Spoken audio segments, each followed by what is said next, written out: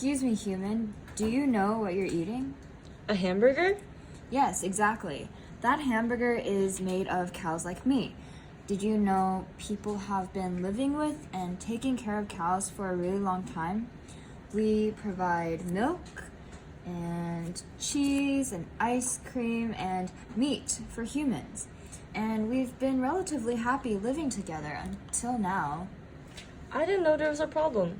What's wrong, Cal?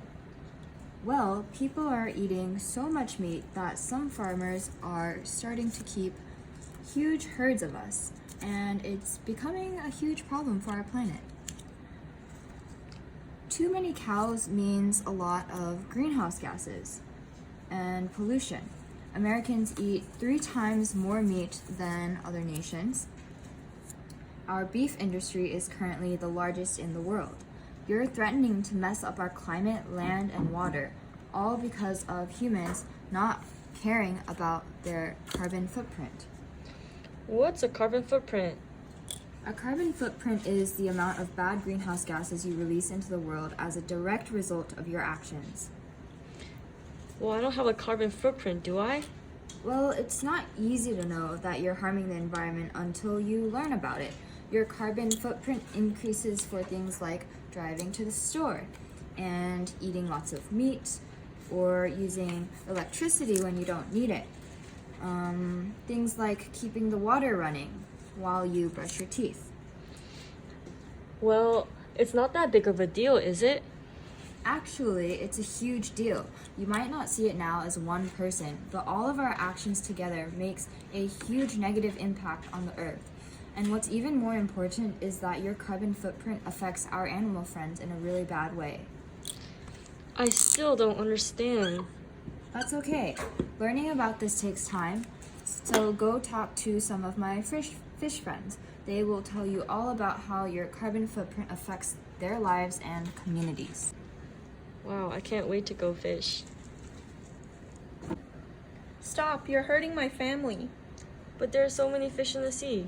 But there are an even greater number of humans hurting us. Did you know that we account for about 17% of the global protein intake of you humans? Wow, I didn't know that. Maybe I should just drive 3 hours back home. A 3-hour drive? Why? What's wrong with that? Transportation is one of the largest contributors to the rising CO2 levels on Earth. I'm still a little lost. What's wrong about that? As CO2 levels rise on Earth, oceans become more acidic. This can destroy the abilities of plankton and oysters to survive in the ocean.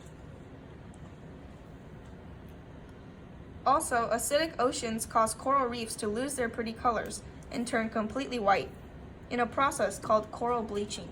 Coral reefs start to spit out algae from inside of them, which can hurt the corals. Increasing CO2 levels can also make the Earth warmer. Because the temperatures are warmer, fish will migrate to the colder North and South poles, which decreases the amount of fish and seafood that humans can eat. Huh? But I don't drive around a lot. Remember when Kyle explained the carbon footprint? All of your actions are adding onto your carbon footprint, which can affect both Kyle and me in the sea. Oh yeah, I forgot about that. That's okay. It can be a lot of new information to take in. Hopefully, talking to my polar bear friend in the Arctic will help expand your knowledge on your carbon footprint. Can't wait to go to the park. Is it hot in here, or is it just me? I don't feel hot. Not yet, you don't. But have you looked around your house before leaving? You left on all of your lights. Your fan is on. So is your TV. So, leaving on your lights when you aren't using them uses up energy. It takes more electricity to leave them on for a long time than to turn them off when you leave the house and to turn them back on when you come home at the end of the day. Wait. But you said leaving on things makes it hot. I'm confused. Yes. Have you ever touched a light bulb? If you have, you know that it's hot to touch. This is because converting energy to light is not a perfect process. Some of this energy is lost as heat, which goes into our environment, causing temperatures to go up. Have you ever seen the electrical box in your house? The wires are really thick. This is because they have a thick coat of material that traps the heat to protect you if you touch a hot wire. So it's a little bit warmer. Why is that a bad thing? Because it's hurting my home. I live in the Arctic, where I sleep in dens made of snow and go fishing on floating ice sheets. Increasing temperature makes ice melt. That's terrible. I had no idea that these small actions were hurting polar bears.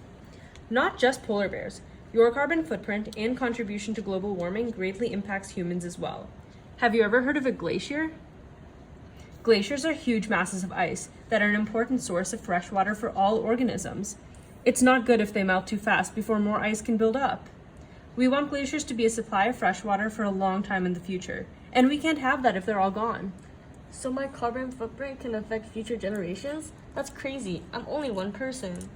I know it's hard to understand, but imagine your habits multiplied by all the people in the world with access to electricity. That's a lot of people. You might understand better after talking to my orangutan friend. Hi human, did you know that we are evolutionary cousins? Humans and orangutans share 97% of genetic material. We live in the jungles of Indonesia and are known for our intelligence and for being the largest animal to live in trees. Well, I did not know that. Well, hopefully due to your intelligence, you have been able to adapt to climate change so that you guys are safe.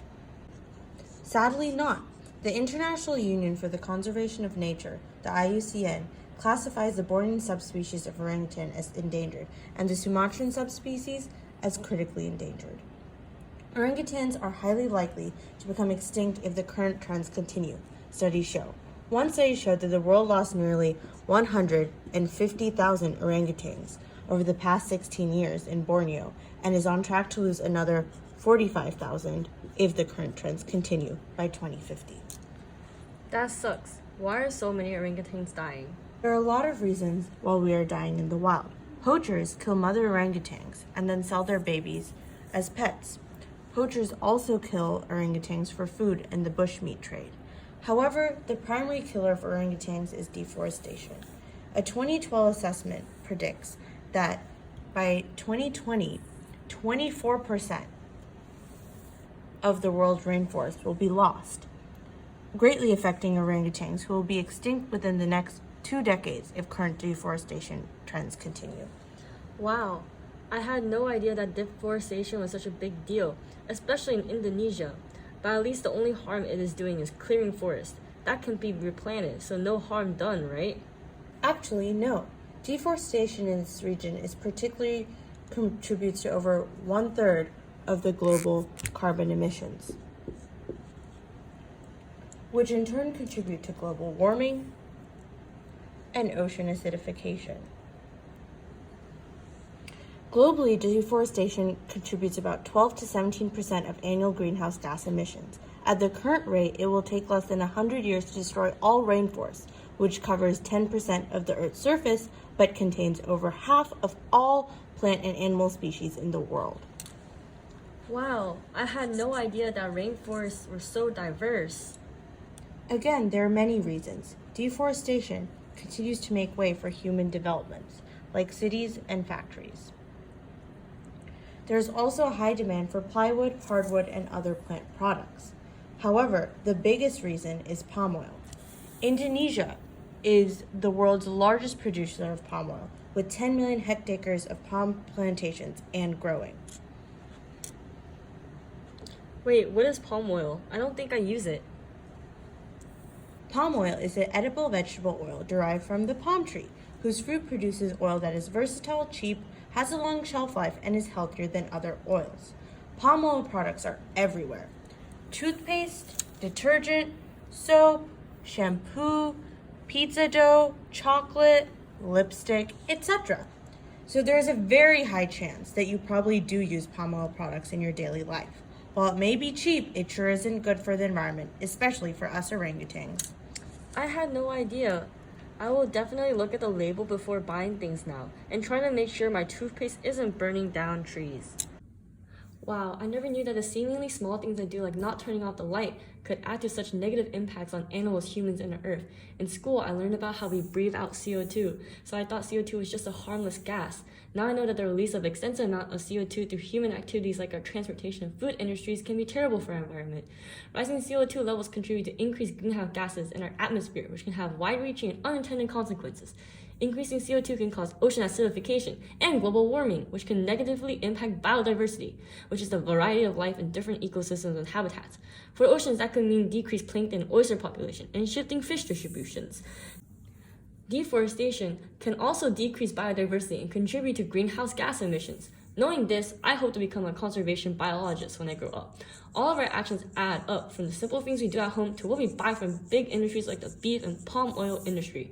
As a conservation biologist, I hope to learn more about and contribute to protecting and restoring habitats like the beautiful coral reefs. I also hope to educate others on what they can do to keep our planet healthy. For now, I'm going to bike and walk more and tell my family to eat more veggies and get our protein through tofu and beans. I hope you guys are joining me in lowering our carbon footprint.